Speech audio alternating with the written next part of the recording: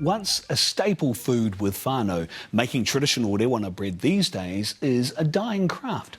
But Whanganui is having something of a Rewana resurgence, thanks to a baker using a starter bug preserved and handed down through his whānau for generations. And as our reporter Rani Pereira discovers, what began as a story about whakapapa is now putting Rewana on the world map. Mātauranga and memories, the special ingredients baked into each one of these loaves of bread. It's a reminder of Nanya. George Jackson's Rewana, a family recipe dating back more than 170 years. As a family, we're really proud and grateful to continue that legacy of our grandmother. It's just kind of a journey that I'm on, piecing bits and pieces together of the history of it. It's a fascinating story. We meet the man on a mission to make Māori bread mainstream. George has gone from having a concept about making it at home for his family, and he's moved it and said, I want other people to try this.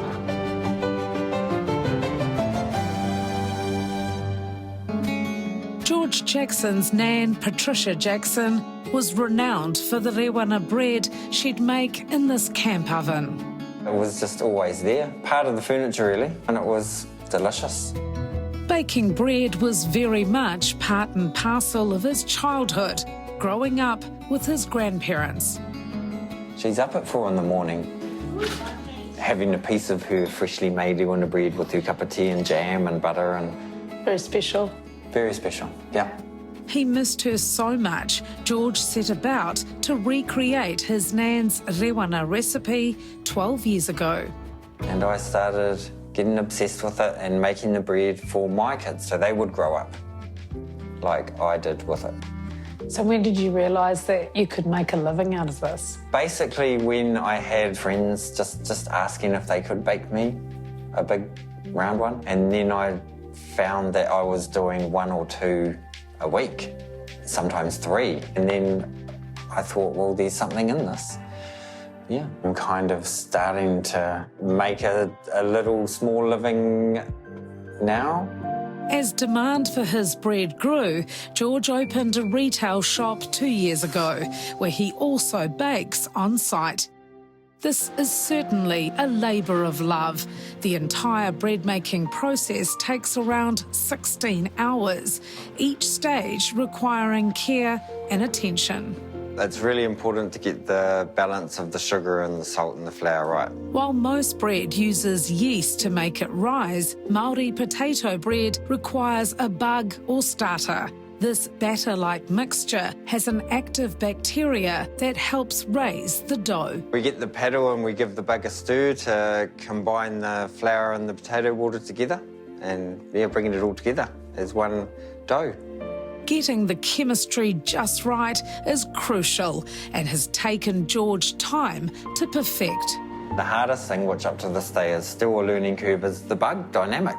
Getting it to perform 100%. If I stuff it up, it can stuff up everything.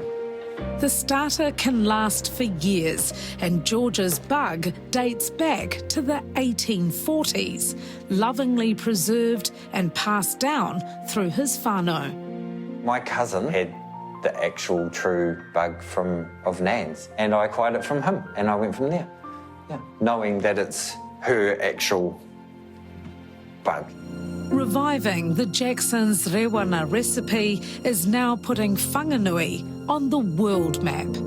It was more than just him making a bread. It was the story that went back when his family got given the starter by an Irish chef on a boat that came to Wellington, and they were able to keep that starter going for all the generations. Colleen Sheldon is part of Whanganui and Partners, who promote businesses in the city. They put George's name forward for UNESCO's Creative Cities of the World program, which highlights the cultural importance of bread as a basic staple food that brings a community together. Yeah, I was really stoked because finally Rewana Bread got its recognition. But what matters most to George is seeing the delight in the faces of those closest to him, sharing memories of his nan with his 95-year-old koko, Sid Jackson, are special times to savour. Did you eat the bread much when Nan made it? I do every day. What did you have on yours? Butter. Just butter. That's quite good. Yeah. As a family, we're proud to be Jacksons, and the fact that he's carrying it on is quite significant for us, and the pride is immense. Continuing something that was really special to us as grandchildren. That dedication to honour his family name sees George baking through the night. Finally, in the early hours of the morning, George has one last check to make sure the rēwena is ready. We give it a bang on it lightly, and we listen for a hollow sound or a crack in the bread, which says it's ready. After cooling down, it's sliced and packaged, ready for sale. Rewana Bread, please. Yep. The strong sales are evidence that George is onto a winner. On average, he pumps out about 120 loaves a week, and continuing the whānau story behind the bread, has now trained 2 of his cousins who work there part-time. George has gone from making it at home for his family, and he's moved it and said, I want other people to be part of this story, to bring back their memories.